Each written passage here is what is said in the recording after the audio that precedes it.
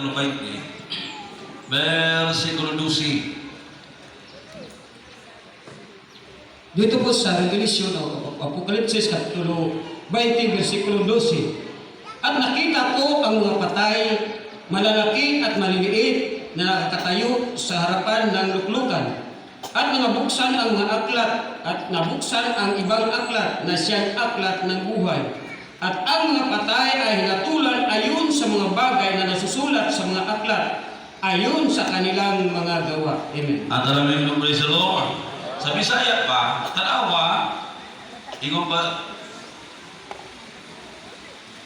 sa Bisaya pa, o nakita ko ang mga patay walag ko ang gagagmay, ang nagadinos tubangan sa trono. O dihay mga basahon sa libamuklan, usap dihay mga basahon sa libuklan, umao ang basahon sa kinabuhi. O ang mga patay, di pang hukman pinasikat sa nasulat, diha sa mga basahon, pinasikat sa ilang mga binuhatan. Amen? Aduna na ay basahon, ingang pumulo sa Ginoo. Sa panahon maabot ang hukom, ang matag usa dai kanato nga moatubang sa hukmanan sa Ginoo, dunay basahon nga hukom o dunay basahon nga sa libro sa kinabuhi o imong kinabuhi. Basahon dito ang atong adlaw-adlaw nga pagkinabuhi diha sa Ginoo. Amen. Salamin ko, praise the Lord. Tanahon ibasahon nito mo ni po tanah kung maatubang tas Ginoo o kung murapture karon. Minamahal, ang po tanah madala pagkahat kita. Amen. Magkapamatungkol ba ta nga sa atong pagkinabuhi karon ti Kristiyano nga ta, kung mag-rapture karon, ma-rapture bagid kita.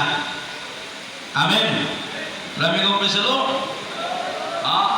Mismo sa itong kaugalingon, makatubag ta, kung mag-rapture karon, madala ka mo.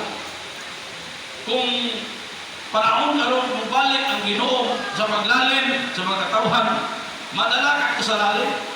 Amen? Mga minamahal, ang maraming ko, praise the Lord. Madala ka sa lalim. O kung diha patubang na ka sa Diyos, kung sa ka ang hukom sa atong kinabuhi, kaya ang nakabalo sa atong pagkinabuhi, ikaw raman. Amen.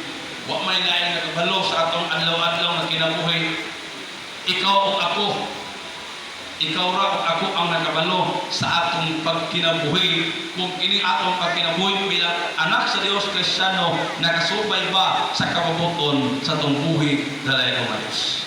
Ang maraming ko, praise the Lord. Ilan na nato masuta, minamahal kung kabalo bagit, andam bagita. Kaya ko pa rin sa adlaw sa paghukom, tanan buhat sa tao maayo o dautan nakasulat o ipakita sa atubangan sa Ginoo walay makatago. Amen. Makita sa atubangan sa Dios ang atong tasatagsa kang mabuhat sa adlaw sa paghukom walay makatago. Ang maraming ko, praise the Lord. Kung mag-apply ka sa basahon sa kinabuhi sa imong kinabuhi, kaya ang atong kinabuhi aduna may basahon, makita man dito ang imong pagkinabuhi adlaw-adlaw, gikan sa imong pagkatao, hangtod sa imong pag-eskwela, hangtod sa imong pagtrabaho, hangtod sa imong pag-amidyo, hangtod sa nidako ka, hangtod mga minamahal na tigulang, hangtod sa pag-adlaw sa pagbalik sa Dios, nakarikod ang atong mga buhat. Amen. Ang maraming ko, praise the Lord, nakarecord.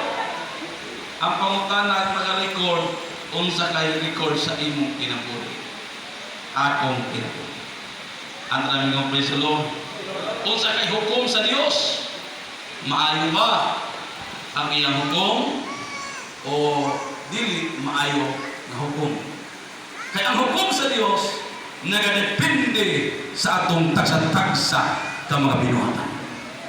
Ang maraming ko, praise the Lord.